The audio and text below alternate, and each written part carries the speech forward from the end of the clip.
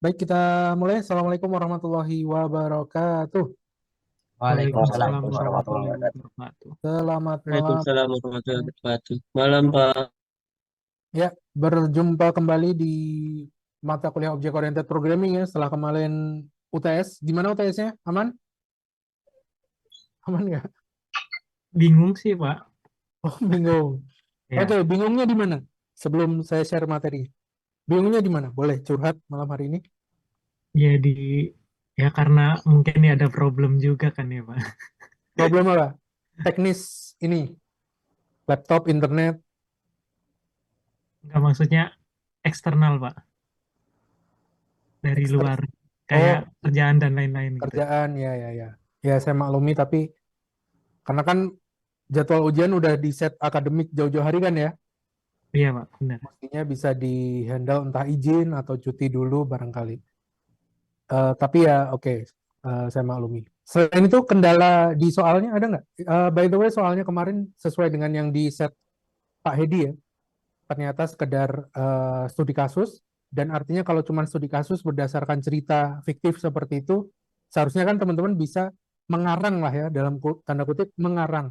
Kira-kira ada entitas atau ada kelas apa saja yang ada dalam sistem yang dibahas dalam soal itu, teman-teman bisa ngarang sebenarnya.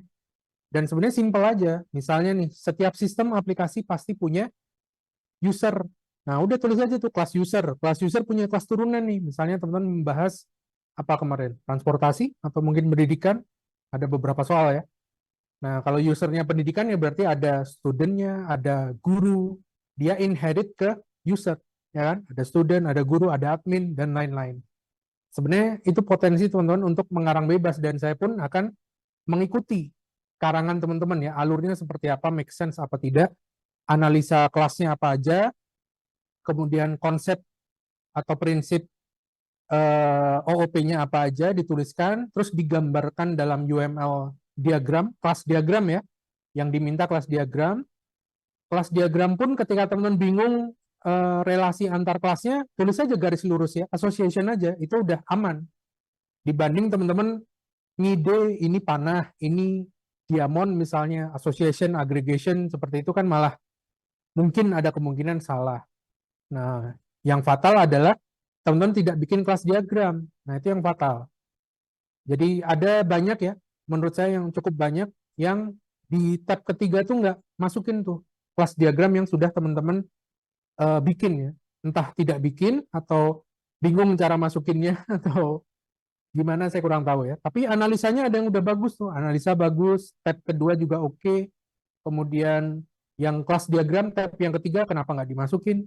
Itu kan sebenarnya sealur semua ya jawabannya itu kalau teman sudah jawab satu oke, kemungkinan tab yang lain itu akan terjawab dengan oke juga. Nah, yang parah adalah ada yang mengerjakan tapi tidak sesuai soal. Nah, ini saya bingung. Ada yang melanjutkan template-nya kan tuh ada template-nya kan tentang kesehatan ya, template lembar jawaban.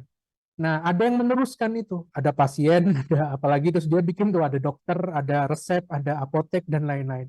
Tentu malah jadi salah ya, karena nggak baca soal. Kemudian yang diminta UML class diagram, tapi yang ditampilkan malah ERD, Entity Relationship Diagram, kecampur sama mungkin pelajar mata kuliah database barangkali ya. Ada yang seperti itu. Tentu ini salah besar ya. Jadi mungkin mungkin nanti akan saya spare waktu, mungkin di next meeting, saya minta teman-teman untuk mengerjakan lagi, tapi dari soal kelas lain ya. Saya akan beri waktu yang lebih lama. Kemarin pun sebenarnya saya sudah memberikan waktu lebih lama dibanding yang diminta dari Pak Hedi. Kalau dari Pak Hedi mintanya dari koordinator 2 jam aja. Nah, di autoproctor saya set 2 jam, tapi di add link-nya saya set 2,5 jam. Ya kan, teman-teman ya? Oh, ya. Silakan, Pak. Saya set 2,5 jam. Sehingga ada lebih 30 menit seharusnya ya, bisa teman-teman manfaatkan. Begitu. Ada kendala apa lagi? Boleh, silakan disampaikan. Di chat ada pertanyaan nggak, Mas? Mas Yasin. Nah, itu ada satu. Tidak jadi. Oh, oke, oke, oke. Absen manual, oke. Seperti biasa, absen manual email ya, teman-teman ya. Email, silakan di email. Eh, Oke, yang banjir dan hujan semoga tetap selamat ya. Stay safe. Oke, ada lagi? Silakan. Barangkali teman-teman. Offline dengan Pak siapa? Mohon maaf. Oh, Pak Husni. Oke, siap. Baik, silakan. Yang online ada lagi yang mau ditanyakan? Jadi mungkin nanti saya akan ini ya, saya akan minta teman-teman kerjakan lagi UTS-nya, tapi dengan soal dari kelas lain, dan mungkin waktunya agak panjang ya. Tapi ini bukan menggantikan UTS nilainya ya, enggak. Begitu. Oke ya. Dan kemarin pun sebenarnya saya tidak melarang teman-teman buka catatan atau tanya AI pun saya rasa nggak masalah ya. Tanya AI nggak masalah. Yang penting teman-teman bisa mengaktualisasikan, mengerjakan dengan benar, dan karena AI nggak bisa menjawab semuanya itu dengan benar sebenarnya. Pasti ada beberapa halusinasi yang dia karang sendiri. Oke ya, begitu. Ada lagi? Nggak ada? Aman ya? Kalau tidak ada, sebelum saya bahas untuk materi pertemuan kita hari ini, kita akan bahas tentang, oh ada pertanyaan, boleh. UTS apakah ini akan ada bisa diperbaiki? Ya, sementara yang saya setor seperti itu dulu, termasuk untuk teman-teman yang terlambat ya. Yang terlambat saya belum bisa submit nilainya. Tapi nanti akan saya personal ya, saya japri email ya, by email. Bagi teman-teman yang terlambat kemarin, itu nanti akan saya buka lagi di Adlink, tapi dengan waktu terbatas juga ya. Nanti silahkan di-upload aja. Saya udah ada nilainya sebenarnya. Tapi supaya bisa ikut di Adlink, itu nanti teman-teman upload dulu ke Adlink, saya bisa input nilainya. Begitu ya. Untuk nilainya tentu saya sih pengennya bisa diperbaiki ya teman-teman ya, bisa diperbaiki. Makanya nanti next time lah ya, next time kita bahas. Saya minta teman-teman kerjakan lagi, tapi soalnya dari kelas lain atau soal baru yang sudah disediakan Pak Hedi. Gitu ya, begitu. Ada yang mau ditanyakan barangkali tentang soalnya? Atau ada yang masih bingung? Atau yang kemarin tuh apa alasan kenapa ada yang nggak kejawab, ada yang malah ngumpulinnya kosong, apakah kehapus atau kendalanya apa kira-kira? Koneksi internet atau tadi seperti di awal ya, ada yang karena eksternal kerjaan barangkali atau yang lain? Boleh. Windows Update. Oke. Ya, kenapa Windows Update muncul waktu UTS ya? Ya, ya, ya. Oke, oke. Nah, sebenarnya yang di Author Proctor itu saya mengikuti dari kampus ya. Nah, walaupun sebenarnya saya nggak pedulikan Author Proctornya. Jadi kalau teman-teman pindah tab, saya nggak masalah. Teman-teman apa baca HP atau sambil makan, saya nggak masalah. Nah, mungkin dosen-dosen lain ada yang mempermasalahkan itu ya, tapi kalau saya tidak. Jadi autoproctornya saya abaikan, cuman formalitas saja. Yang saya nilai pure dari apa yang teman submit. Begitu. Gitu ya, aman? Nggak ada lagi? Ada yang mau protes nilainya? Kok nilai saya ketinggian, Pak? Atau ada yang mau kasih usul? Boleh juga. Jadi nanti ketika UAS, saya harap sih nanti bagi teman-teman terutama yang banyak bekerja kan ya, kalau kelas malam bekerja atau mungkin ada kegiatan lain, kalau bisa spare time-nya ya, memang khusus untuk ujian. Jadi tidak bisa masuk sesuai dengan waktunya, bisa logout dengan baik, dan submit juga sesuai dengan waktu yang ditentukan. Nah, setidaknya sih teman-teman lakukan itu ya minimal ya. Begitu. Nah, untuk UAS sih saya juga belum tahu ya soalnya seperti apa UAS, apakah project atau studi kasus atau mungkin pilihan ganda, itu juga saya belum tahu teman-teman ya. Begitu. Oke. Nah, hari ini kita akan coba bahas tentang clean code.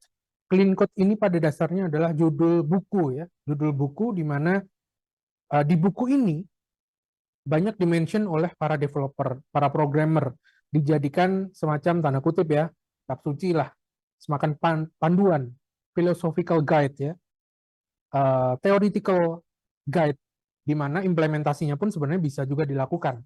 Bahkan di buku ini pun juga memberikan contoh ya, contoh-contoh implementasinya, tapi di bahasa pemrograman Java. Nah, teman-teman bisa cari aja bukunya kalau mau baca versi lengkapnya, googling aja clean code PDF misalnya, atau clean code download gitu. Tapi better ya beli ya, supaya apa namanya, supaya halal beli ya. Nah, tapi nanti saya share juga sih, saya share di GitLab ya, kalau teman-teman mau bukunya, boleh baca-baca di sana. Mungkin next week saya share. Cari aja di googling juga mudah. Nah, kita akan bahas clean code. Apa itu clean code? Kenapa ada clean code? Bagaimana implementasi dari clean code? Efeknya apa sih kalau kita pakai clean code ketika kita ngoding ya? Kalau dari namanya kan ya clean, bersih, code yang bersih.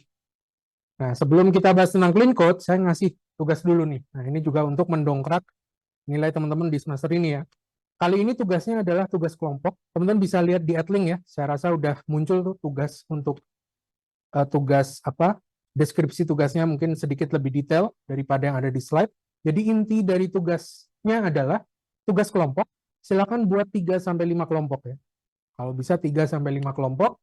Kemudian buat presentasi, buat slide presentasi tentang bagaimana implementasi object oriented programming di bahasa pemrograman selain C++. Teman-teman boleh pilih bahasa pemrograman bebas ya, selain C++. Misalnya Python, mungkin ada anak data scientist di sini ya, boleh Python. JavaScript juga boleh, karena semester ini teman-teman belajar itu kan ya, belajar apa? Web client. TypeScript juga boleh, itu JavaScript yang ada tipenya. Kemudian PHP, boleh juga, website ya, masih ada kaitannya dan bisa OOP juga. Atau Java. Nah, Java ini memang primadona di OOP ya, banyak dipakai di perguruan tinggi untuk membahas tentang object oriented programming. Atau bahasa pemrograman yang lain ya, boleh juga, asalkan dia kompatibel untuk menerangkan. Nah, ini yang saya minta adalah teman-teman mention konsep dan bagaimana cara membuat kelas, objek, metode, access specifier, dan inheritance di bahasa pemrograman tersebut. Nah, yang saya minta minimal 5 ini teman-teman jelasin ya. Presentasi aja, nggak perlu live coding, karena waktunya mungkin terbatas. Nah, saya harap di kelas ini nanti ada bermacam-macam bahasa pemrograman ya. Nah, silahkan nanti presentasinya, PPT-nya, convert jadi PDF, di submit ke Edling ya. Submit ke Edling 1 pekan. Jadi, teman-teman bisa lihat di Edling sekarang, deadline-nya kapan, minggu depan. Kemudian presentasinya, itu di sesi berikutnya. Nah, karena minggu depan itu tanggal merah, jadi submit presentasinya itu tetap minggu depan, tapi presentasinya mungkin 2 minggu lagi. Oke? Sampai sini bisa dimengerti teman-teman? Ada Aman, Pak. pertanyaan? Ya, boleh. Silakan pertanyaan. Oh, paham ya? Oke, paham. Ada lagi yang pertanyaan? Boleh, silakan. Nah, ketika nanti sesi presentasi, presentasinya ya siapa cepat dia dapat ya. Yang presentasi pasti nilainya lebih tinggi dari yang tidak presentasi. Kemudian ketika nanti teman-teman sudah presentasi, teman-teman dari kelompok lain, saya perbolehkan untuk bertanya. Entah bertanyanya itu memang pengen tahu, atau sekedar ngetes, challenge juga boleh ya. Nah, yang bertanya dari kelompok lain juga akan ada tambahan poin. Nah, kurang lebih begitu. Begitulah ya. Jadi nanti minggu depan teman-teman submit di Edling, jangan sampai telat. Submitnya ini individu ya. Submit presentasinya itu individu. Jadi presentasinya bikin kelompok, terus setiap anggota kalian submit ke Edling, kemudian presentasinya berarti 2 minggu lagi. Kelompoknya silahkan bagi sendiri teman-teman ya. Bagi sendiri, bebas. Mau sama bestinya boleh, sama stranger yang mungkin tidak begitu akrab juga boleh, bebas. Ada grup kelas kan ya? Ada nggak? Nggak ada? Belum ada grup kelas? Tapi kenal satu sama lain? Kenal ya? Kenal nggak? Silakan bikin ya, 3 sampai 5. Oke.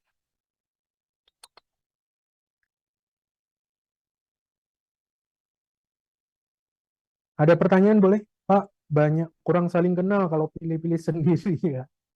Maka dari itu, ini kesempatan untuk kenalan ya. 1 minggu ini ya, silakan kenalan teman-teman ya. Silakan kenalan ya, please ya. Karena relasi itu penting teman-teman ya. Relasi itu penting.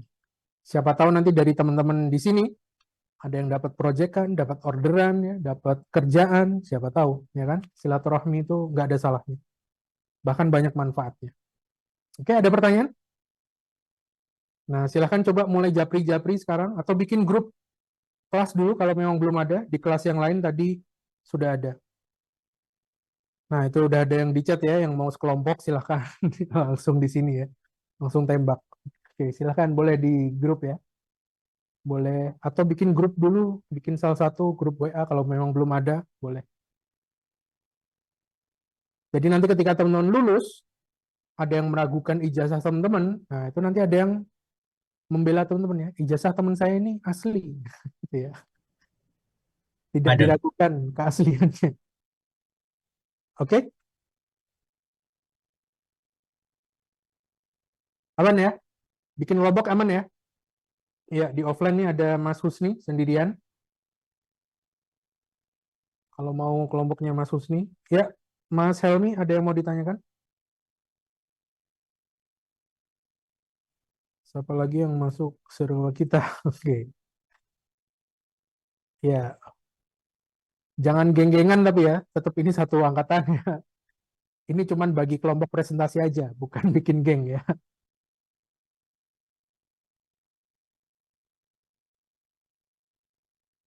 Pengelompokan tinggal dikumpulkan atau bagaimana? Iya, untuk pengelompokan itu nanti kan teman-teman submit slide-nya ya dalam PDF ya ke Adlink.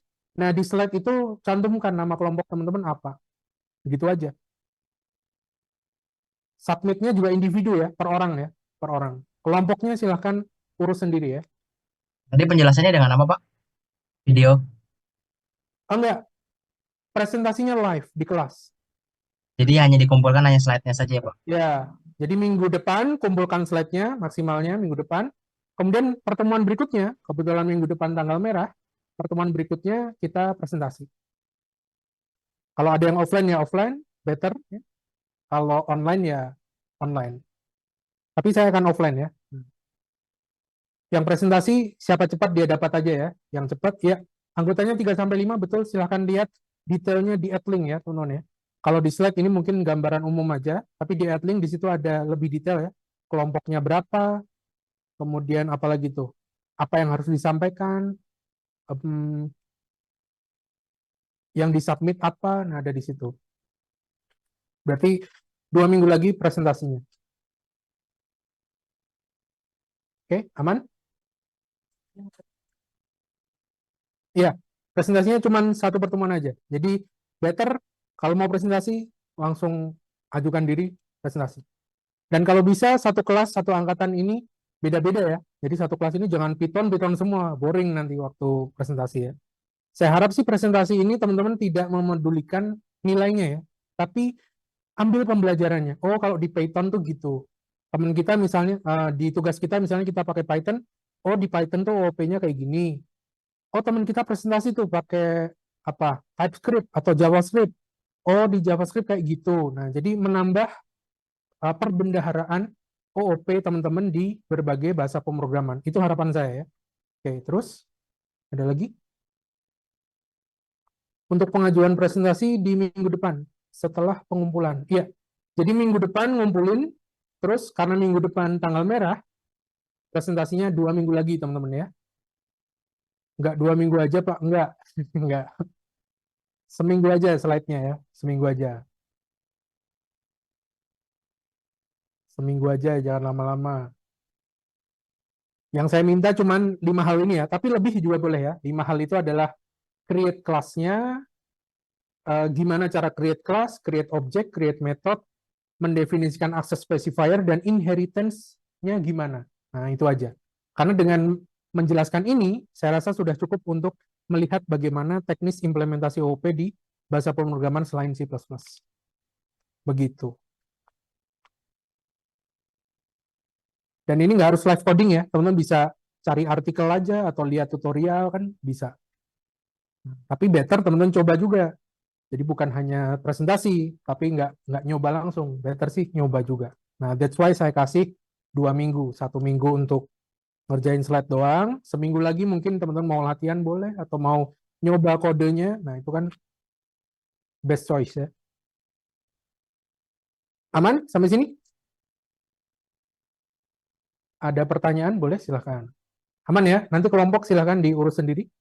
Udah gede ya, nggak perlu dikelompokin. Harusnya sih sudah saling kenal ya, sudah saling kenal. 3-5 aja. Kalau bisa minimal 3. Better 5 sih ya. Nah, jadi dalam satu sesi itu bisa kelompoknya tuh semua presentasi lah kalau 5 orang, ya kan? 2 jam saya rasa cukup untuk berapa kelompok? 5, 6 barangkali begitu. Nah, ini tugasnya. Nah, jangan lupa juga nanti saya akan minta mungkin tadi ya untuk teman-teman ngerjakan soal UTS tapi dari kelas lain. Nah, tapi itu nanti aja. Fokus ke grup task ini dulu. Begitu. Oke. Sekarang kita akan lanjut membahas tentang apa yang disebut dengan clean code. Ini mati, Mas. Coba. Oh, bisa. Oke, bisa. Selamat datang, Mas. Wah, siapa nih yang datang? Oh, reply. Oke. Oke, baik. Kita mulai, teman-teman ya. Hari ini kita akan bahas tentang ini. Sedikit seperti review buku ya. Kita akan bahas tentang konsep clean code yang ditawarkan oleh Uncle Bob ya, Robert C. Martin dalam bukunya Clean Code di tahun 2008. Clean Code ini dijadikan pegangan banyak developer, terutama bagi developer pemula ya, yang baru belajar, ataupun developer senior yang ingin memahami bagaimana pemikiran Robert C. Martin atau Uncle Bob itu tentang kode yang bersih, kode yang clean, kode yang rapi. Nah, nanti kita akan bahas. Total di buku ini kurang lebih ada 17 chapter kalau nggak salah. Teman-teman bisa cari aja, googling aja bukunya. Udah bertebaran ya.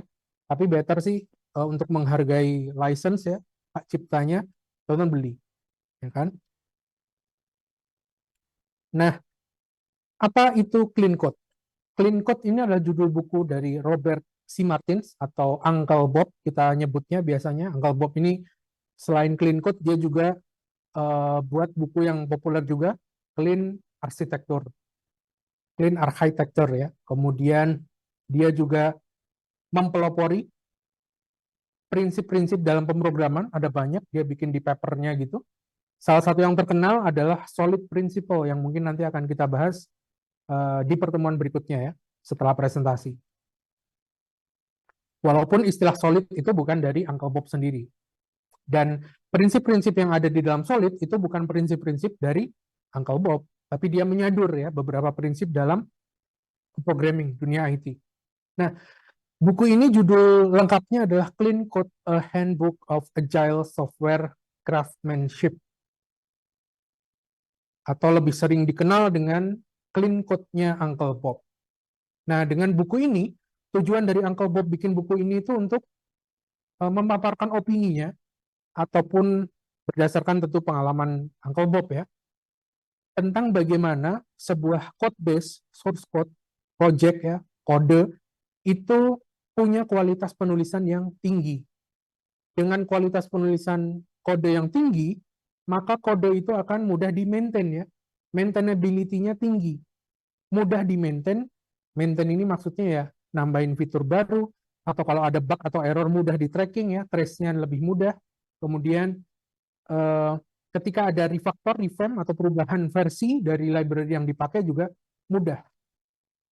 Kalau dia mudah di-maintain, otomatis dia juga mudah dipahami oleh developer-developer baru. Misalnya setiap tahun kan ada rekrutmen ya, ada rekrutmen developer, ada fresh graduate baru.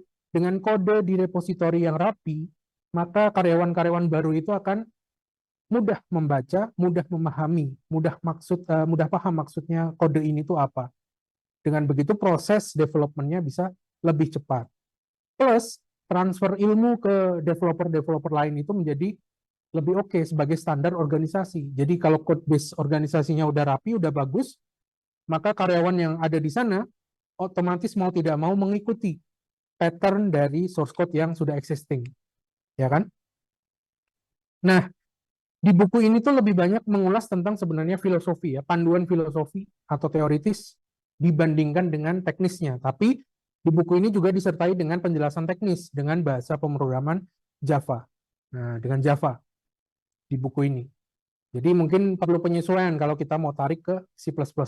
Nah, that's why saya minta teman-teman untuk mengerjakan tugas tadi. Untuk apa ya? Untuk harapannya sih ada yang untuk memberitahu teman-teman skopnya OOP itu luas, bisa diterapkan di berbagai bahasa pemrograman. Ketika teman-teman baca buku Clean Code yang pakai Java, jangan langsung anti ya, jangan langsung anti, menolak. Karena yang diambil adalah bukan penjelasan Java-nya, tapi adalah konseptualnya, filosofi panduan dalam bikin kode yang rapi, yang bersih, sehingga maintainability-nya tinggi, kualitasnya bagus, mudah dibaca, mudah dimengerti. Nah, itu seharusnya yang dipahami oleh teman-teman. Nah, secara umum buku ini terbagi menjadi 17 chapter, kalau tidak salah ya, dan beberapa konsep yang penting ada di list di slide saya ini. Yang pertama dia di chapter pertama membahas tentang apa itu clean code, mengapa kita harus ngoding dengan clean, dengan bersih. Yang kedua dia membahas tentang penamaan variabel, penamaan function, penamaan kelas, penamaan objek, metode itu seharusnya seperti apa. Kemudian ada tentang function khusus dibahas sendiri, ada komen, bahkan komen pun dibahas di buku ini ya. Ada tentang formatting atau layouting, dan ini cukup menarik ya. Jarang yang membahas format layout dari sebuah file. Tapi ini buku ini 2008 teman-teman ya, buku tahun 2008. Kemudian dibahas juga tentang objek dan data structure. Nah, ini di bab objek dan data structure ini cukup provokatif, terutama membentrokkan antara objek dan data structure, di mana objek dan data structure itu bertolak belakang. Paradigma yang dipakai itu bertolak belakang. Dan Uncle Bob menyarankan penggunaan objek dan data structure itu terpisah ya, jangan dicampur antara paradigma object oriented programming dengan procedural programming. Nah, ini menarik sebenarnya. Kemudian ada error handling. Kalau di C++ implementasinya adalah penggunaan exception. Nanti kita bahas ya. Ada boundaries, unit testing, class, system, concurrency, successive refinement, dan juga ada beberapa bab lainnya. Nah, tapi di slide ini yang akan saya ambil adalah dari chapter 1 dan chapter 10 sampai chapter 10. Selebihnya nanti teman-teman bisa baca ya. Nah, karena yang fundamental menurut saya di chapter 1 sampai chapter 10, sampai bab 10 aja. Nah, clean code ini apa sih sebenarnya yang dimaksud clean code oleh Uncle Bob ini? Sebenarnya simple clean code itu. Clean code ini adalah tadi yang sudah dijelaskan di awal ya.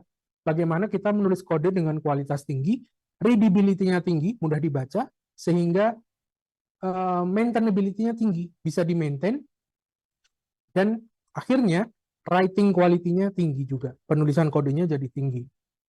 Nah, secara umum tujuan dari clean code itu disampaikan oleh Uncle Bob secara langsung. Yang pertama, clean code itu adalah readability-nya tinggi, mudah dibaca dan dipahami. Clarity, maksud dan tujuan dari kode itu jelas. Simplicity, walaupun clear, jelas, dan mudah dibaca, tapi jangan sampai terlalu kompleks. Kompleksitinya harus diturunkan ya, minimal complexity. Atau sederhana aja. Bagian-bagian kode yang tidak penting itu hapuskan aja, hilangkan aja dari kode. Kemudian efisiensi.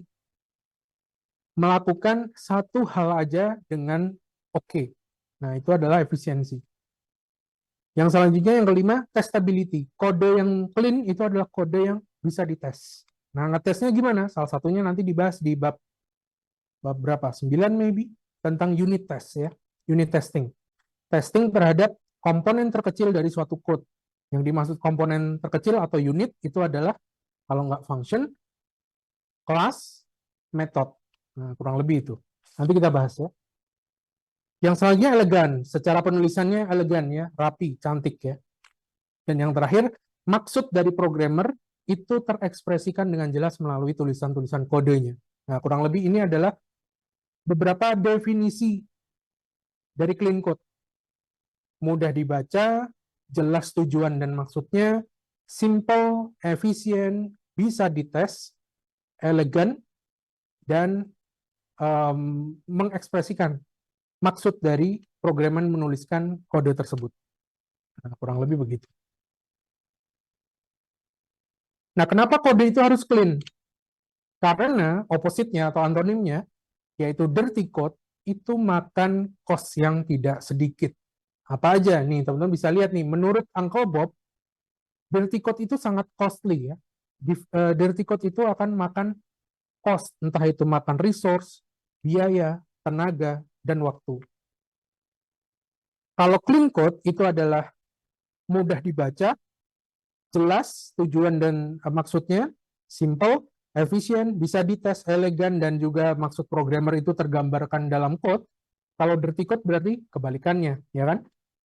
Bacanya susah, tidak jelas maksud tujuannya, kompleks, tidak simpel ya, tidak efisien, susah ngetesnya, tidak elegan, tentu saja nggak cantik ya, tidak apa namanya, tidak estetik, dan maksudnya nggak clear. Nah, itu yang dirty code. Nah, nanti kita bahas contoh-contoh dirty code, terutama menurut Uncle Bob itu kayak gimana pada penerapan implementasi unit-unit dalam suatu bahasa pemrograman.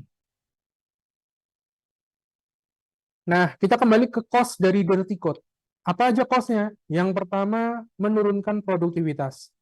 Kalau code-nya berantakan, messy ya, acak-adut gitu kodenya, nggak beraturan, tidak clean, maka programmer itu malas untuk membaca. Membacanya aja malas, apalagi memahaminya, lebih malas lagi. Apalagi harus menambahkan fitur, atau bahkan harus nge-track bug atau error yang ada. Nge-track bug atau error yang ada dalam kode yang berantakan tentu menyusahkan ya. Bikin malas, kalaupun nggak malas, makan waktu karena susah nyarinya. Ibarat teman-teman nyari mainan di kamar yang berantakan, ya kan? Akan susah dibanding kamar yang rapi tertata. Nah, kalau sudah malas atau makan waktu, otomatis produktivitas akan turun. Nah, itu efek yang pertama.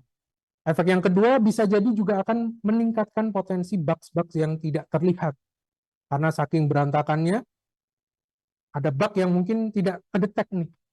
Karena ngetesnya susah di awal. Imbasnya bisa jadi developer, programmer ya, akan frustasi, bisa stres. Ujung-ujungnya nanti bisa keluar dari company ya, resign dia, cabut. Nyari company yang mungkin code-nya lebih manusiawi, project-nya profesional, maintain-nya, developer-developernya juga berpengalaman. Ya kan?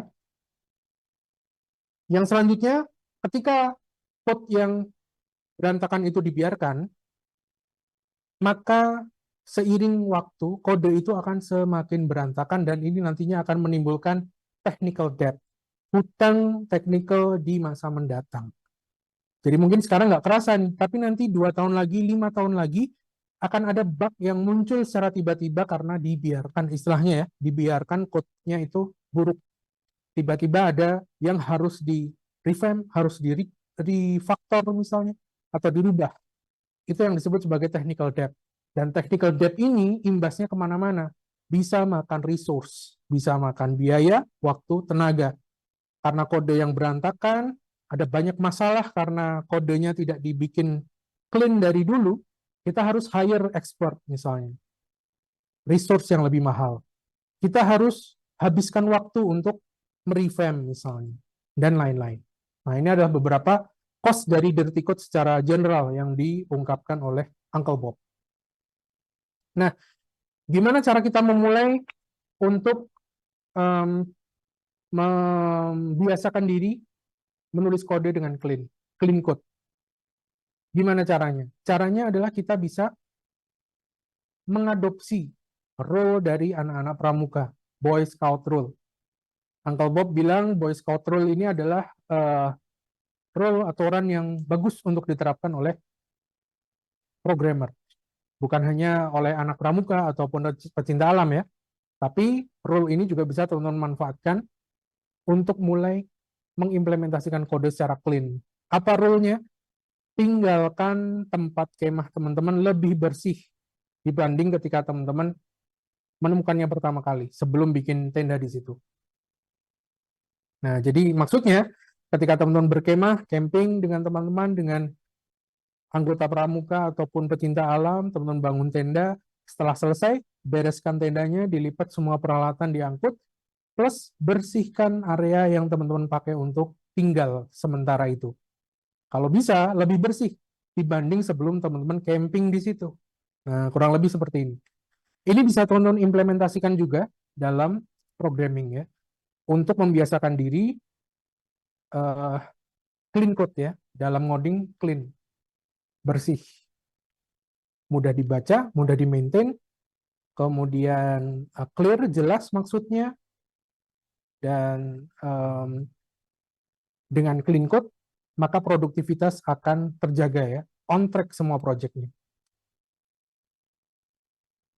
Nah, di chapter 2, Uncle Bob ini membahas mengenai penamaan ya. Penamaan variabel ataupun penamaan function, kelas, method, dan lain-lain. Oke, ini feedback dari mana, Mas? Atau saya? Sebentar. Cek. Oh, yang ini. Sebentar. Tes. Oke.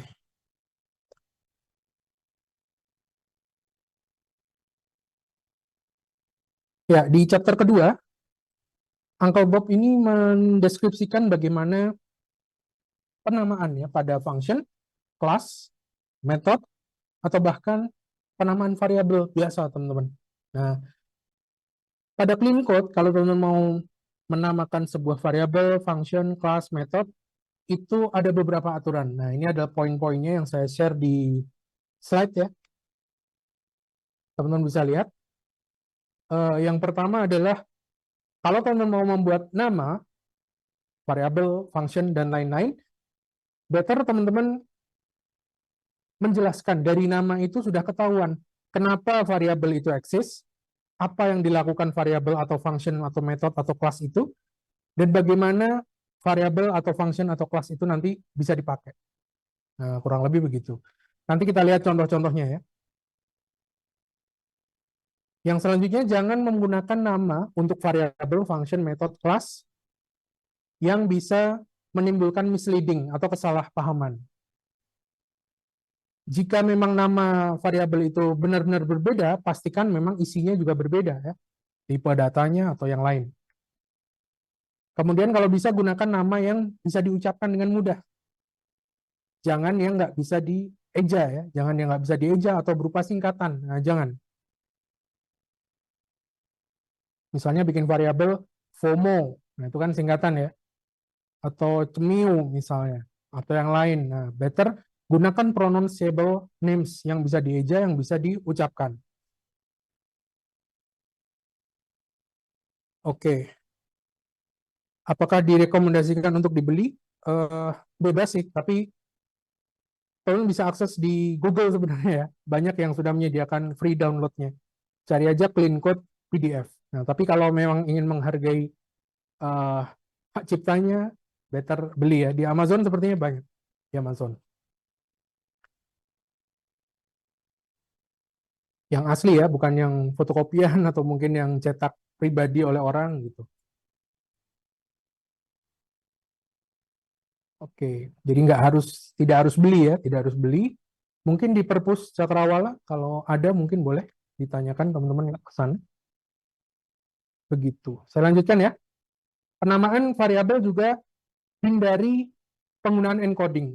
Nah, encoding ini apa nanti ya? Encoding itu ya misalnya ada karakter untuk menunjukkan tipe data seperti Hungarian notation itu dihindari.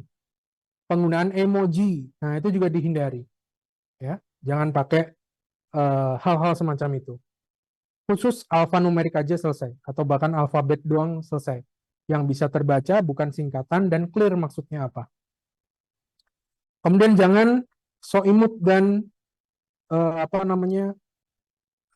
terlihat lucu gitu ya, jenaka. Kata-kata untuk penamaan variabel, function, method, kelas itu kalau bisa bahasa baku, profesional dan jelas tujuannya apa. Ya. Kemudian selanjutnya ambil satu kata dalam satu konsep dan konsisten dengan istilah itu. Misal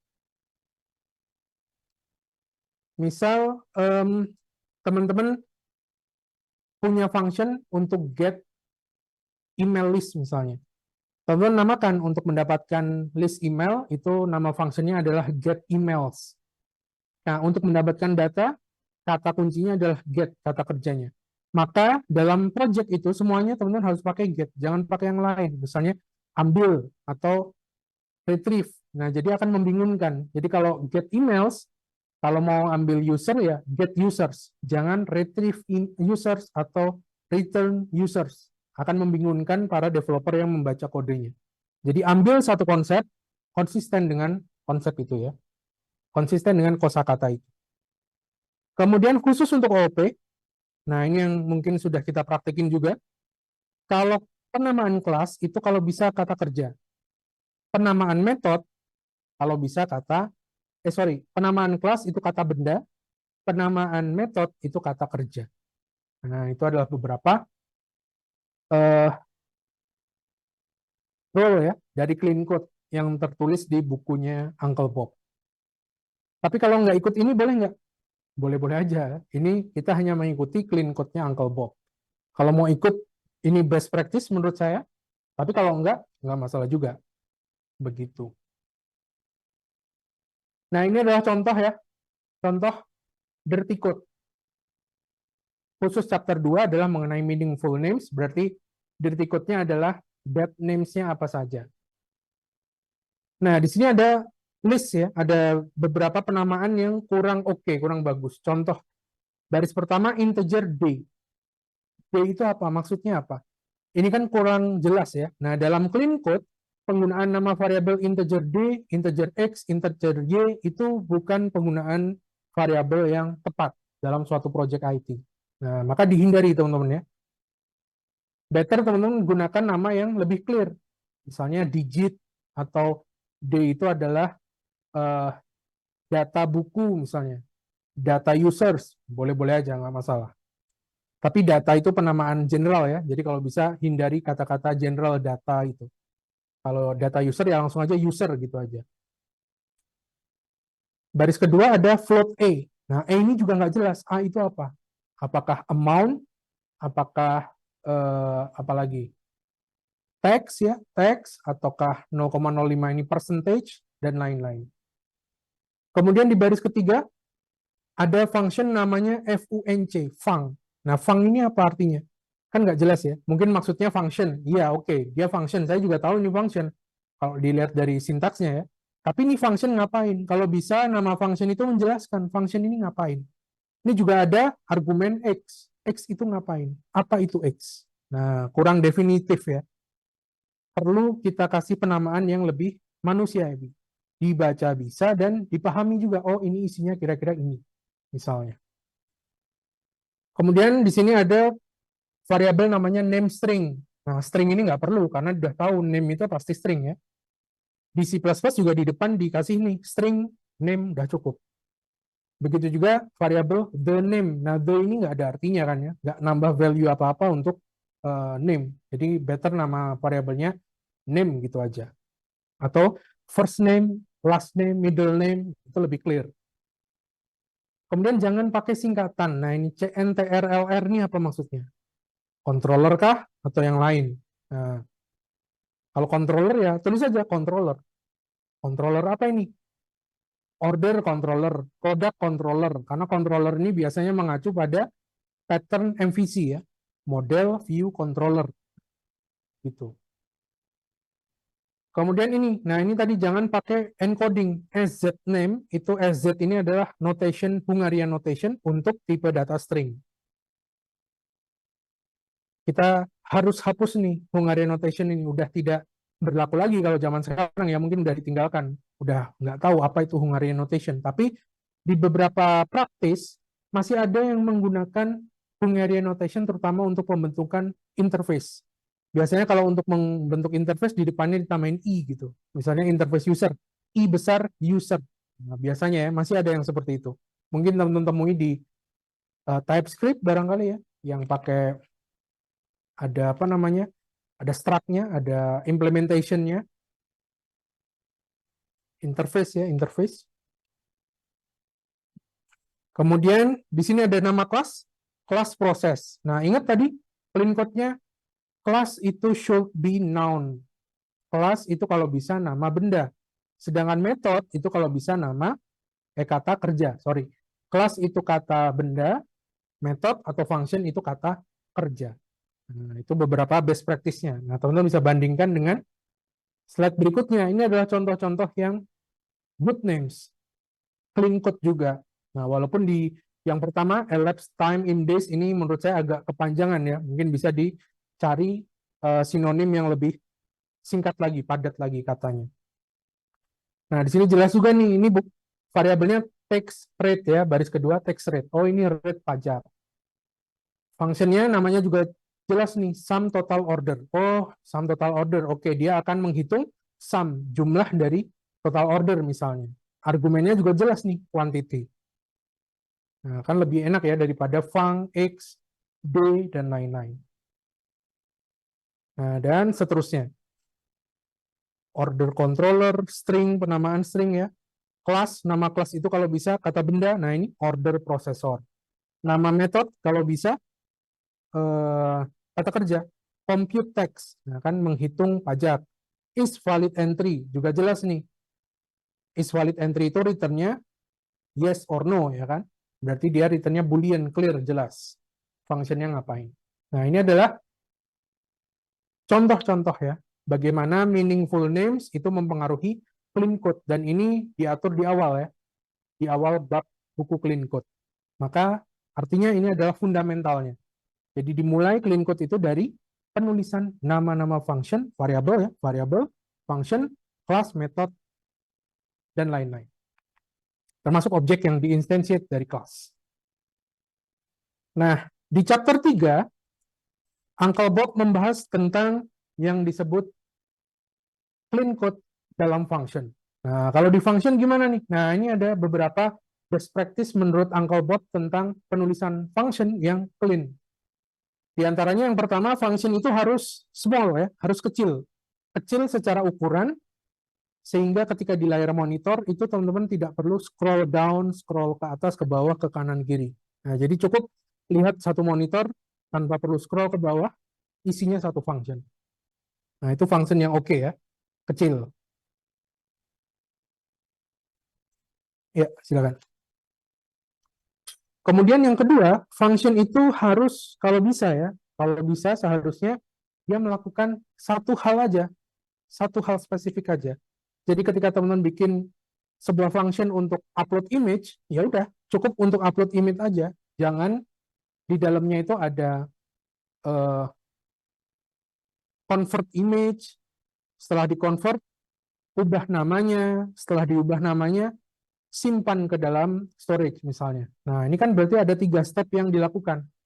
Kalau satu function isinya ada banyak step, better setiap step teman-teman ubah jadi satu function, satu function, satu function.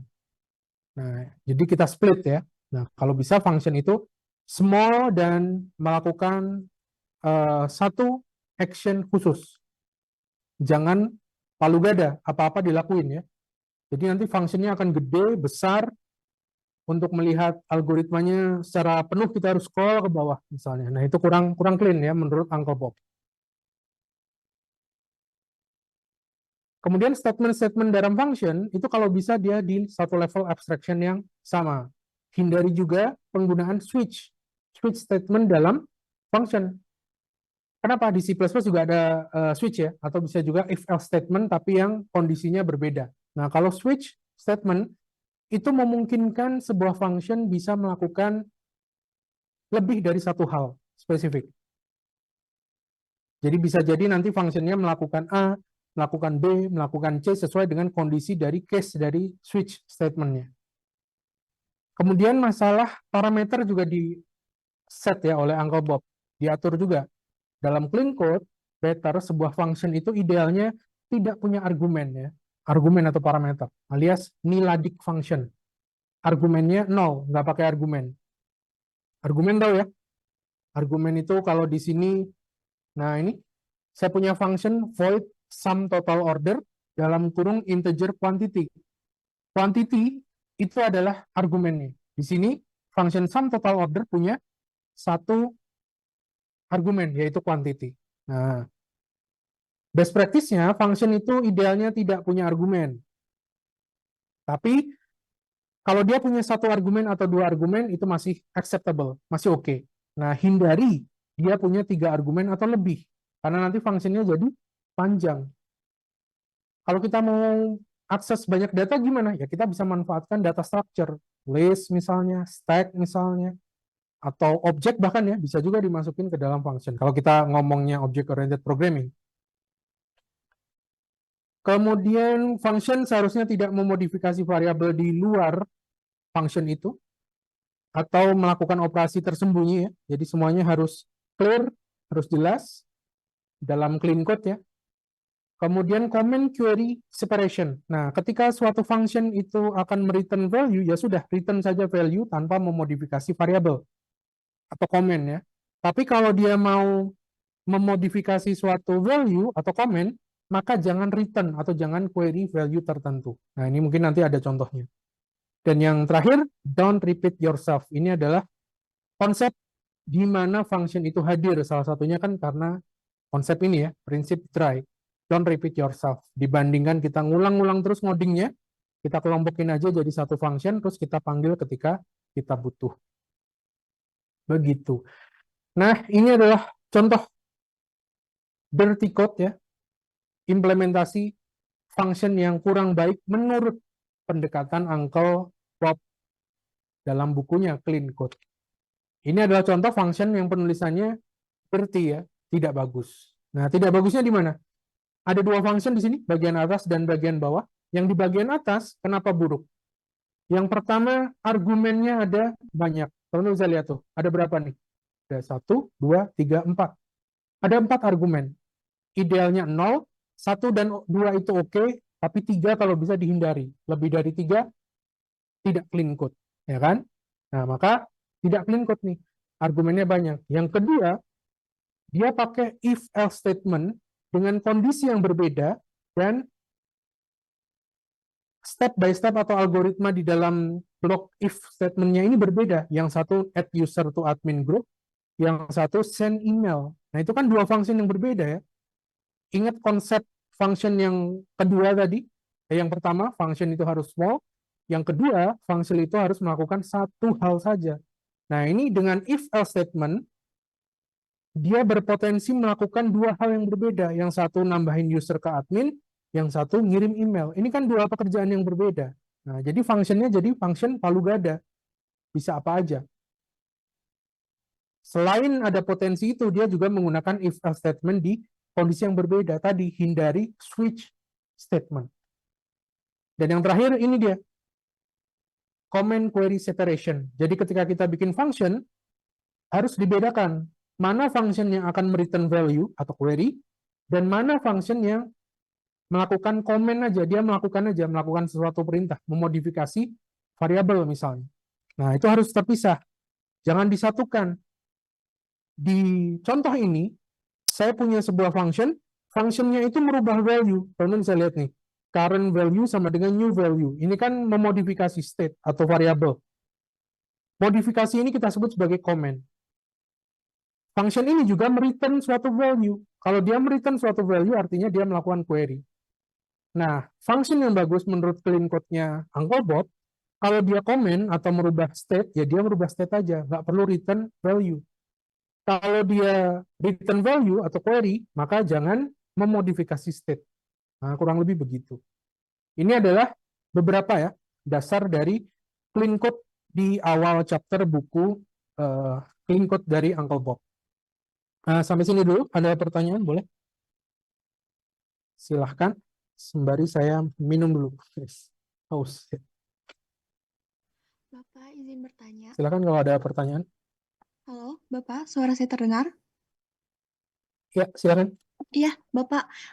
Saya Suci, Pak. Mau nanya, untuk kelompoknya, apakah boleh digabung offline dan online? Boleh, boleh, boleh. Boleh ya? Oke, baik. Terima kasih, Pak. Digabung boleh.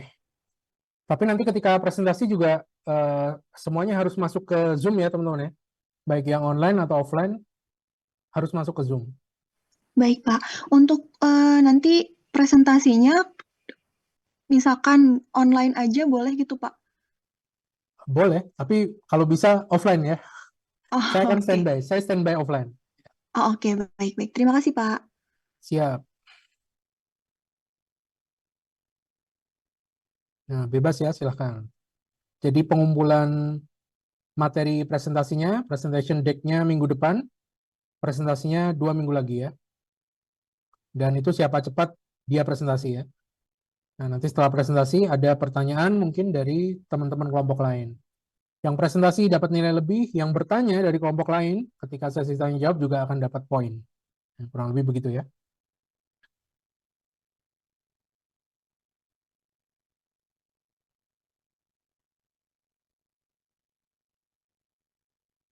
Oke, ada pertanyaan? Boleh, silakan. Kalau tidak ada, saya lanjutkan ya. Izin, saya duduk dulu ya, teman-teman ya. Nah, selanjutnya di chapter keempat, Uncle Bob ini juga dia membahas tentang komen. Nah, bahkan komen pun diulas ya sama Uncle Bob ini ya. Bagaimana komen yang bagus dan komen yang buruk. Tahu kan ya komen yang mana? Kalau di baris ini, nah di contoh ini komen yang mana? Yang Komentar garis itu. miring 2 kali, Pak. Ya, yang ada slash, yang warna hijau tua itulah ya. Slash kalau di C++, kalau di Python mungkin apa hashtag ya kan. Kalau di JavaScript juga slash sepertinya. Nah, penulisan komentar yang baik itu juga diatur oleh clean code. Nah, ini di slide ini contoh komen yang jelek ya, tapi kan maksud komen di sini untuk menjelaskan di slide ya, teman-teman ya.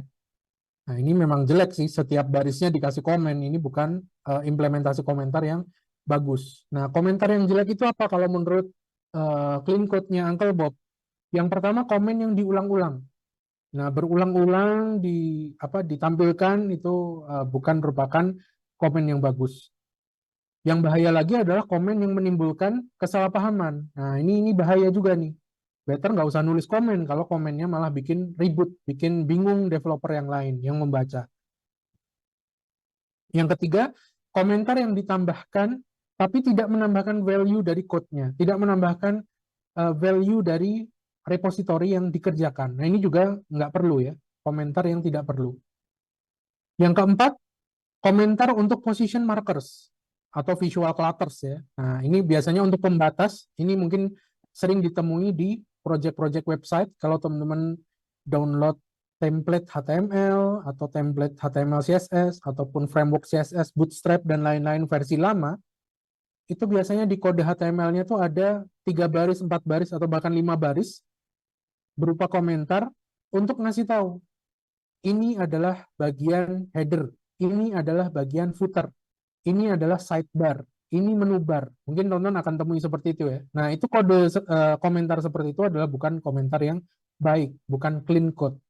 Nah, mungkin akan teman-teman temui di template-template website jadul ya, mungkin akan ditemui seperti itu. Kemudian yang kelima, kalau ada kode yang nggak kepake, kemudian teman-teman komen, nah itu juga implementasi komen yang tidak clean. Better kalau ada kode yang tidak dipakai, ya udah hapus saja ya, hapus saja. Nah, terus komentar yang bagus gimana? Kalau menurut clean code-nya Uncle Bob, yang pertama komentar tentang informasi legal ya, seperti copyright atau license. Nah, itu penting tuh kalau misalnya memang kode yang teman-teman pakai itu ada license-nya. Bisa dicantumkan di bagian awal, di bagian atas misalnya. Paling sering mungkin teman-teman temukan ya, di bagian header kodenya itu ada copyright-nya terlebih dahulu. Kemudian yang kedua, komentar yang informatif, yang memberikan info. Penting tentunya ya, infonya penting untuk diketahui. Yang ketiga adalah komentar yang memberikan instruksi kira-kira to-do-nya apa, next-nya apa nih, ngapain nih yang perlu dilakukan. Yang keempat, penjelasan, ya, komentar penjelasan kenapa kode ini ada. Kenapa kok saya menulis kode ini. Nah, mungkin ada penjelasan singkatnya bisa dituliskan di situ. Tentu nggak perlu panjang-panjang ya, satu baris saja mungkin berapa karakter gitu. Mungkin 100 sampai 120 karakter cukup. Kemudian yang terakhir adalah good comment menurut clean code adalah komentar yang untuk memberi peringatan efek samping dari kode tersebut. Misalnya ya, misalnya begitu. Misalnya kode ini efek sampingnya adalah ketika di run akan makan waktu misalnya 5 detik di awal, akan ada delay 2 detik misalnya. Atau kode ini efeknya akan merubah state yang ada di halaman X misalnya. Nah, itu teman-teman bisa berikan peringatan di sini. Jangan dihapus kode ini misalnya, karena kalau dihapus nanti terjadi bug atau error something ketika running di lokal. Atau versi library yang dipakai harus di bawah 2 misalnya. Nah, itu boleh tuh. Jangan sampai nanti ketika nggak dikasih komen terus developernya update misalnya. Itu tuh boleh kalau peringatan-peringatan seperti itu. Menurut clean code-nya Uncle Bob ya, sekali lagi menurut clean code-nya Uncle Bob. Nah, yang selanjutnya di chapter 5 Uncle Bob juga membahas hal yang menarik nih tentang formatting ya, memformat laman file ya, memformat file. Dia membagi dua, yang pertama adalah format vertikal, yang kedua adalah format horizontal dari sebuah file. Nah, ini jarang mungkin dibahas oleh di IT mungkin ya, dan ini saya baru lihat di clean code-nya Uncle Bob. Jadi yang dibahas itu adalah mengenai ukurannya ya. Contoh, secara vertikal, file atau kode yang teman-teman tulis dalam sebuah file menurut clean code itu jangan sampai sepanjang 500 baris. Jadi satu file itu jangan melebihi 500 baris. Kemudian secara horizontal ukurannya itu 80 sampai 120 karakter lah lebarnya. Nah, jadi supaya rapi, tertata gitu maksudnya. Next-nya adalah variabel yang akan digunakan itu better ada di posisi terdekat dengan function, method, class, atau hal lainnya yang akan menggunakan variabel tersebut. Begitu juga dengan function. Kalau ada beberapa function yang tujuannya sama, visi misinya sama, maka dia kalau bisa diletakkan berdekatan secara vertikal ya, atas bawah misalnya. Kemudian penggunaan baris kosong ya, enter 2 kali, itu dipakai untuk memisahkan konsep, memisahkan function boleh, memisahkan kelas. Nah, itu mungkin kita sudah by default pakai ya, sudah kita praktikkan setiap hari. Nah, kalau untuk horizontal white space atau spasi, itu biasanya dituliskan untuk memisahkan antar thing ya, antar sesuatu. Misal, variabel dengan operator. Jadi misalnya saya punya variabel int spasi nama variabel, nama misalnya, spasi sama dengan spasi andi misalnya. Nah, jadi spasi itu bisa memisahkan antar thing ya dalam kode. Setelah dan sebelum operator juga bisa teman-teman pakai spasi supaya lebih rapi. Setelah koma, setelah titik koma bisa teman-teman pakai spasi. Atau kalau pindah baris ya enter, ya kan? Nah, kurang lebih begitu. Termasuk indentasi juga membuat rapi ya. Kalau teman-teman bikin function, kode-kode yang di dalam function itu kalau bisa menjorok satu ke dalam ya, pakai tab sekali lah. Nah, kalau teman-teman pakai Python mungkin indentasi itu hal yang wajib ya. Kalau nggak diindentasi berarti menunjukkan kode tersebut tidak ada di dalam scope atau blok kode tertentu. Nah, tapi kalau di bahasa pemrograman lain mungkin indentasi ini opsional. Nah, makanya kalau bisa teman-teman gunakan indentasi ini secara konsisten ya. Kalau di dalam block function ya dia kasih jarak ya, kasih tab dan seterusnya. Nah, di chapter 6 Uncle Bob membahas tentang objek dan data structure. Nah, menurut saya ini bab yang provokatif ya, yang menarik sebenarnya. Karena dia membenturkan objek dengan data structure. Semester ini kalau nggak salah teman-teman dapat mata kuliah data structure nggak? Ada semester ini? Ada ya? Ada data structure. Nah, objek juga teman-teman dapat ya, object oriented programming. Data structure juga teman-teman dapat. Mungkin ngebahasnya apa? Linked list ya, list, array, stack, dan lain-lain. Nah, di bukunya Uncle Bob, Clean Code, ini dia membenturkan antara objek dan data structure yang sebenarnya bertentangan satu sama lain. Jadi beda maksudnya ya, objek dengan data structure itu memang beda. Nah, bedanya apa? Ya teman-teman, objek udah dipelajari di mata kuliah ini, data structure teman-teman pelajari di mata kuliah yang lain ya kan, di semester ini.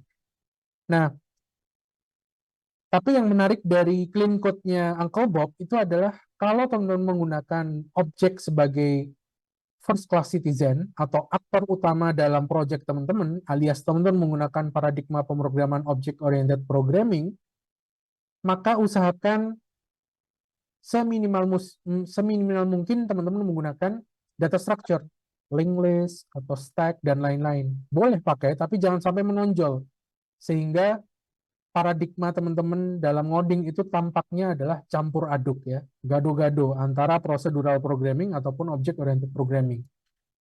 Penggunaan objek atau kelas ya dengan metode dan data di dalamnya itu lebih bagus untuk object oriented programming tentu saja.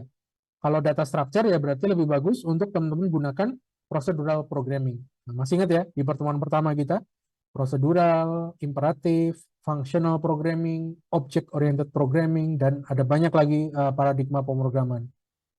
Nah, inti dari chapter 6 ini adalah Uncle Bob menyarankan kalau kode Anda pengen clean, maka pisahkan antara procedural programming dengan object oriented programming.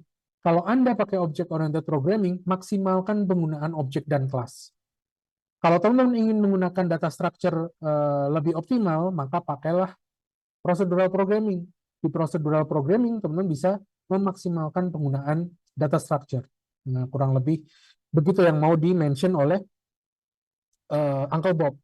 Dan hindari penggabungan ya, campur aduk antara berbagai paradigma pemrograman. Kalau di chapter 6 ini adalah paradigma object oriented dengan paradigma prosedural. Nah, kurang lebih begitu.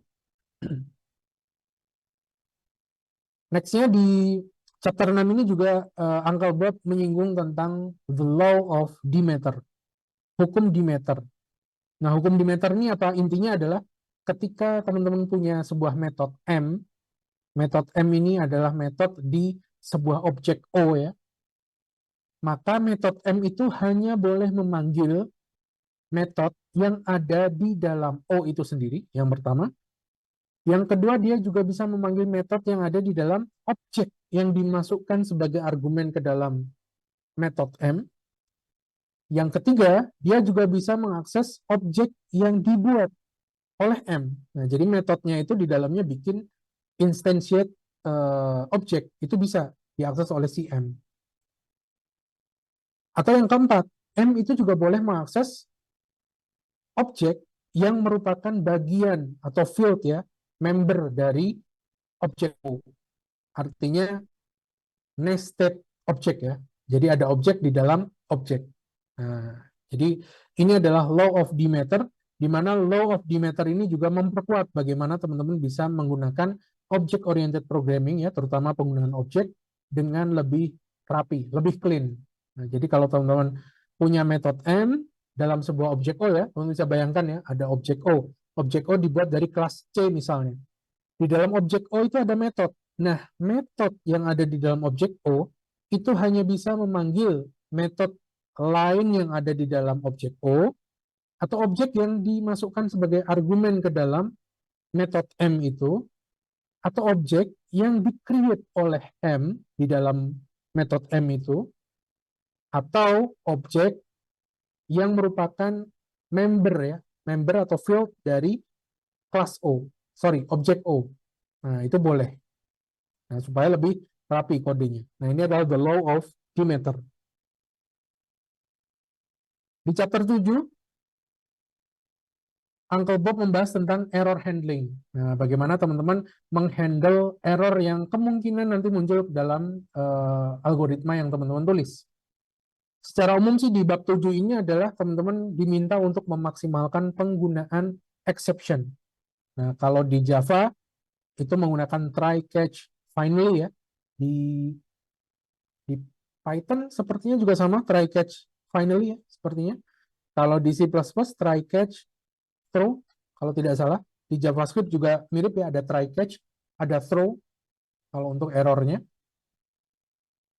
Nah, itu tentu bisa maksimalkan penggunaan exception. Kemudian kalau ada error, jangan return null. Kalau null kan berarti kosong ya. Nggak jelas nih errornya apa. Nah, better kalau ada error, teman-teman bisa tambahkan konteks errornya tuh apa. Nah, di sini Uncle Bob menjelaskan ada 3 hal kalau bisa. Yang pertama itu error message yang deskriptif, errornya itu kenapa jelas, walaupun kalimatnya tentu saja singkat aja. Kemudian yang kedua tipe exception-nya, apakah bad request atau servernya down kalau memang akses request ke suatu server ya, atau teman-teman nggak boleh akses misalnya unauthorized, nggak boleh akses karena memang role-nya tidak bisa akses, nah itu harus jelas tipenya. Kemudian yang selanjutnya adalah konteks errornya tuh apa. Nah, bisa ditambahkan tuh line berapa yang kira-kira error, baris mana, function mana, supaya lebih clear. Nah, jadi teman-teman bisa lihat contoh-contoh error yang disajikan mungkin oleh C++ ya, oleh compilernya C++. Errornya kan clear itu ya. ada message-nya, ada tipenya, dan ada penjelasannya, konteksnya errornya tuh di mana. Atau di error-error yang teman-teman temui di lain teknologi lah. Kalau di mata kuliah web ada pakai apa? React.js barangkali. Nah, itu kan juga ada error ya. Kalau misalnya ada kode yang tidak sesuai. State-nya mungkin salah. Atau teman-teman state manajemennya kurang rapi misalnya. Atau ada kode JSX yang tidak terclose dengan baik misalnya. Ada yang typo barangkali. Nah, itu kan clear ya, jelas. Nah, selanjutnya di chapter 9, ini yang cukup menarik nih, ya, ini tentang unit testing. Nah, apa sih unit test? Unit test itu adalah testing ya, metode bagaimana teman-teman melakukan testing software terhadap unit. Nah, unit itu adalah komponen individual terkecil dari sebuah code base ya, dari sebuah repository.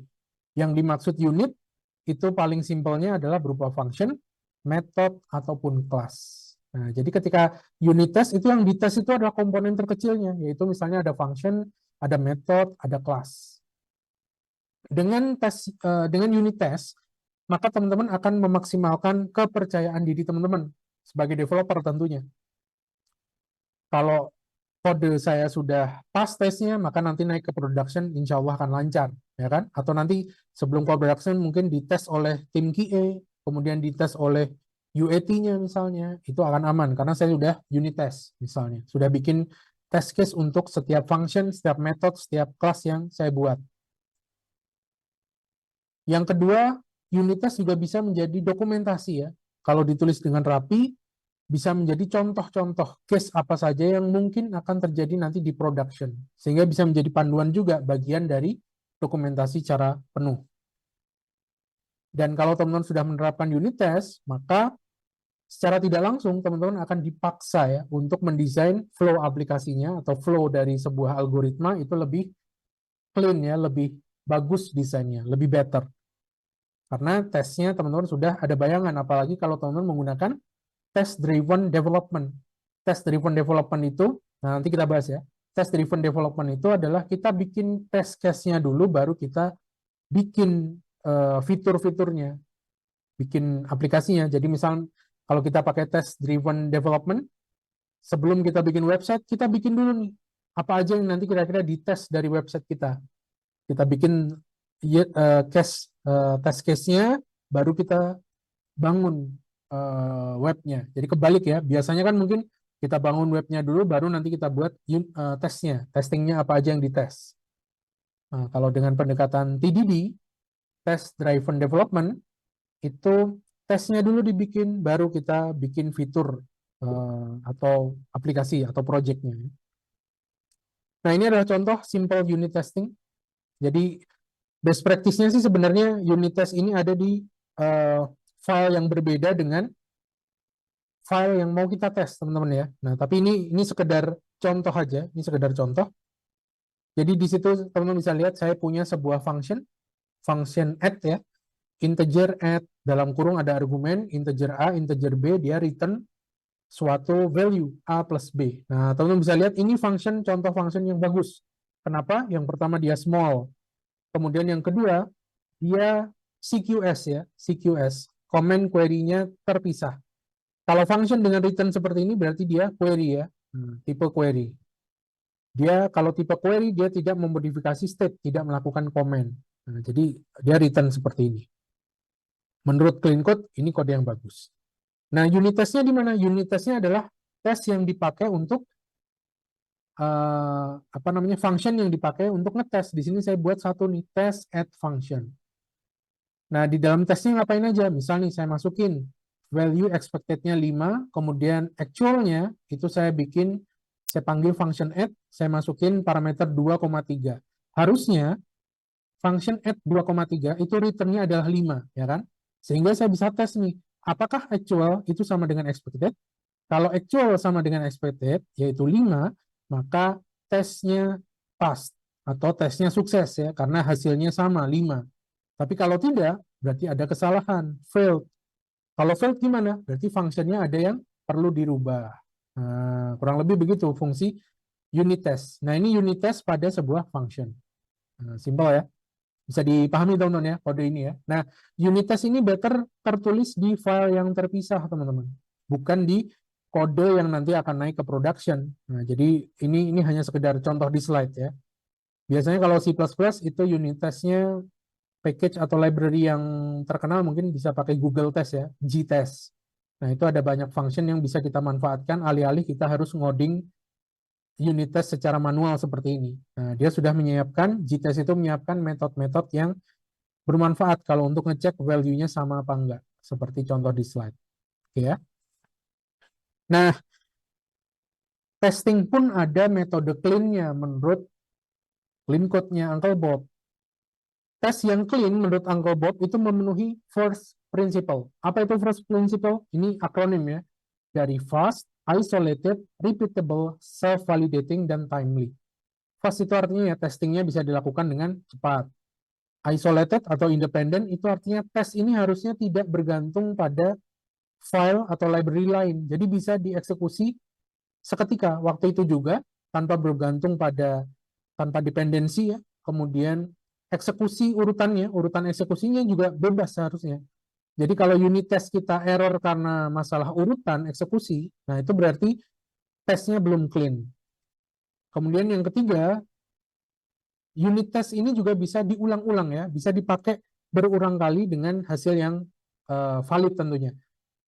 Entah unitnya itu fail, gagal, memenuhi ekspektasi unit test, atau pass ya, sukses melampaui test case yang sudah kita siapkan di unit test. Nah, jadi bisa diulang-ulang, repeatable. Maka dari itu, sesuatu yang repeat bisa kita automation. Nah, that's why banyak teman-teman QA ataupun developer ya, yang membuat juga tesnya itu automate. Jadi automation testing misalnya.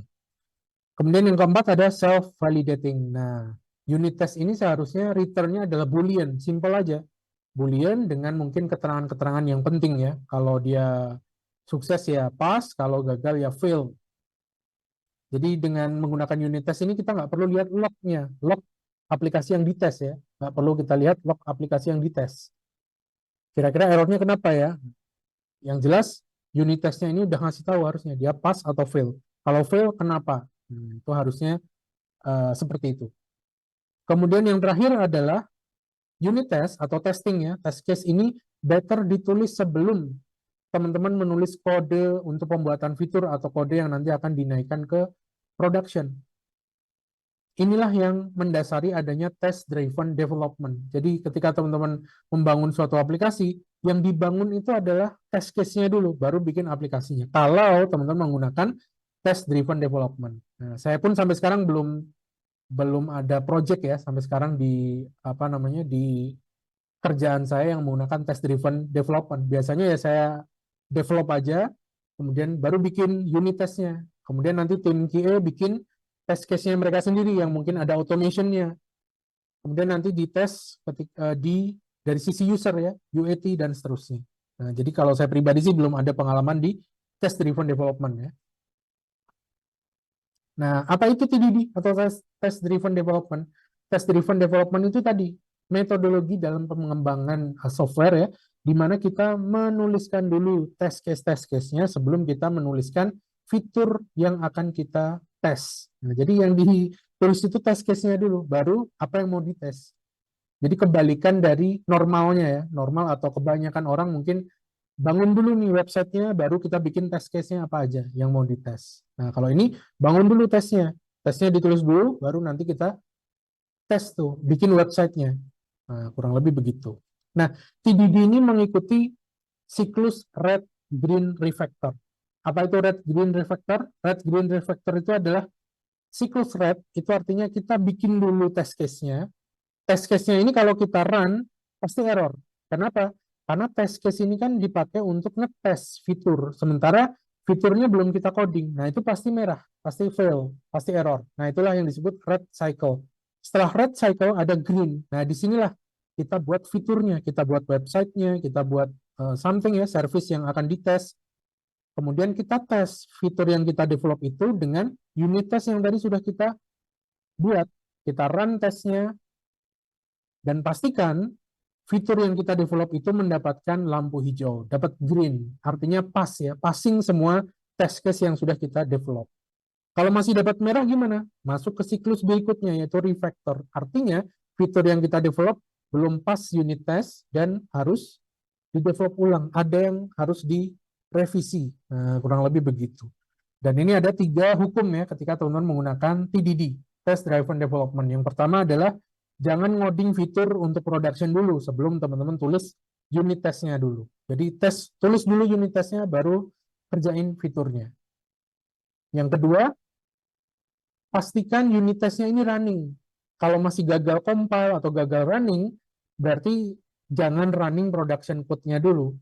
Dan yang ketiga, kalau unit test udah running, production-nya code juga running, pastikan product code-nya itu pas test case yang sudah teman-teman buat. Nah, ini adalah 3 hukum ya ketika teman-teman menggunakan TDD dan harus dilakukan berurutan. Dari hukum pertama, kedua, ketiga. Kalau hukum kedua gagal, artinya hukum pertama pasti gagal. Kalau hukum ketiga gagal, kalau hukum pertama gagal, pasti hukum kedua, ketiga gagal. Kalau hukum kedua gagal, pasti hukum ketiganya gagal. Nah, jadi pastikan setiap stepnya itu diselesaikan terlebih dahulu. Nah, dan yang terakhir, di chapter ke-10, Uncle Bob menjelaskan bagaimana implementasi clean code pada kelas, penggunaan kelas. Nah, yang kita bahas di mata kuliah Object Oriented Programming ya, kelas. Nah, kelas itu sama seperti function, harus kecil. Kecil di sini bukan hanya pada ukuran kodenya ya, barisnya atau lebarnya, tapi juga pada tanggung jawabnya, responsibility. Nah, ini nanti akan mengantarkan kita ke salah satu prinsip dari SOLID ya, SOLID Principle. SOLID. Itu singkatan. S-nya itu adalah Single Responsibility Principle. Nah, nanti kita bahas di pertemuan berikutnya tentang Solid Principle. Nah, yang selanjutnya, ketika teman-teman menuliskan kelas, itu urutannya, nah ini dia menjelaskan dengan point of view dari Java developer ya. Urutan dari kelas itu harusnya yang pertama public static constant. Nah, kalau di C++ ya berarti variabel konstan dengan access specifier yang public. Kemudian yang kedua baru private static variable. Yang ketiga private instance variable. Nah, kalau di C++ ya berarti private atau protected variable biasa ya, bukan konstan. Kemudian yang keempat urutannya di baris berikutnya adalah public function atau public method ya, public method. Kemudian yang terakhir baru private method. Nah, itu adalah urutan penulisannya kalau menurut clean code. Kemudian variabel itu harus selalu sebaiknya selalu private. Nah, ini kan juga udah kita praktekkan ya. Variabel atau data itu kalau bisa private, sementara function atau method itu seharusnya public, ya kan? Ini udah kita praktekkan sejak awal pengenalan kelas dan access specifier ya. Jadi kalau variabel itu data, member data itu private, kalau method itu should be public. Nah, yang selanjutnya tadi kelas itu harus kecil dan responsibility-nya satu aja. Merujuk pada single responsibility principle. Jadi satu kelas itu seharusnya hanya punya satu alasan untuk melakukan perubahan. Nah, ini nanti kita bahas selengkapnya di solid principle ya. Ada single responsibility principle, open close principle, list of substitution principle, dependency inversion principle. Nah, nanti kita bahas next time. Nah, itu barangkali. Nah, ini udah sampai di akhir slide ya. Ada pertanyaan boleh? Silahkan. Kalau ada pertanyaan ya. Secara umum yang kita pelajari hari ini review buku ya, teman-teman ya. Review buku mengambil summary ya dari Clean Code. Ini buku tahun 2008 tapi banyak yang mention ya, banyak yang mention, banyak diimplementasikan juga baik oleh junior developer, professional developer, ataupun praktisi atau dosen sekalipun ya, pengajar di perguruan tinggi juga banyak yang mention Clean Code ini sebagai salah satu dasar untuk ngoding yang baik, ngoding yang rapi, kualitas penulisannya tinggi, mudah dibaca, mudah dipahami, dan tentu saja meningkatkan produktivitas. Kolaborasi dalam pengerjaan proyek ini. Nah, begitu. Ada pertanyaan boleh? Silahkan kalau ada yang mau ditanyakan.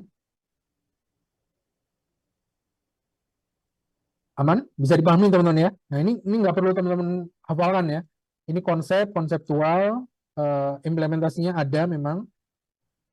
Untuk menguasainya tentu harus dibiasakan ya, dibiasakan dalam ngoding sehari-hari. Implementasinya pun bisa diterapkan dalam berbagai bahasa pemrograman, berbagai tech stack ya, dan framework. Ini sangat relevan. Nah, walaupun ada juga kalau teman-teman baca secara teliti mungkin beberapa poin ada yang menurut saya pribadi sih ada beberapa yang kurang relevan juga ya, karena buku ini kan buku tahun 2008 ya. Nah, itu ada beberapa yang menurut saya kurang relevan atau bisa diabaikan ya untuk mencapai clean code, itu masih oke. Begitu. Ada pertanyaan? Boleh, silakan. Kalau tidak ada mungkin saya ingatkan lagi ya. Jadi tugasnya adalah tugas kelompok, bikin kelompok 3-5 sudah ada di Edlink ya. Sudah ada di Edlink, bisa teman-teman akses. Kemudian minggu depan silahkan di-upload presentation deck-nya ya dalam bentuk PDF kalau bisa. Jadi supaya formatnya tidak acak-acakan ketika nanti kita download. Kemudian isinya adalah implementasi object-oriented programming di bahasa pemrograman selain C++. Yang saya minta teman-teman jelaskan konsep dan penjelasan bagaimana bikin kelas, bikin objek, bikin metode, kemudian access specifier dan inheritance di bahasa pemrograman tersebut selain C++ ya. Nah, lebih dari itu penjelasannya boleh sekali. Submit next week individu ya. Submitnya individu, tapi ngerjainnya kelompok. Kemudian 2 minggu lagi, karena minggu depan tanggal merah, jadi 2 minggu lagi sesi berikutnya kita presentasi ya, presentasinya kelompok.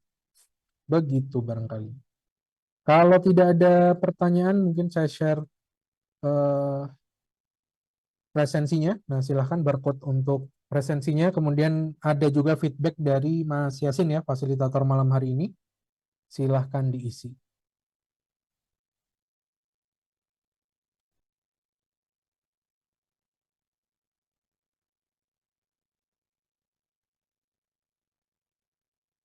Ya, seperti biasa kalau absen manual, email ya teman-teman ya. Nanti akan saya cek. Kalau tidak ada pertanyaan, mungkin itu dulu untuk pertemuan malam hari ini. Terima kasih sekali teman-teman sudah hadir. Walaupun yang offline cuma Mas Husni aja di sini. Sampai jumpa di pertemuan berikutnya ya. Tugasnya silakan diselesaikan. Dan next kita akan pelajari bersama setelah presentasi tentang konsep solid principle. Gitu.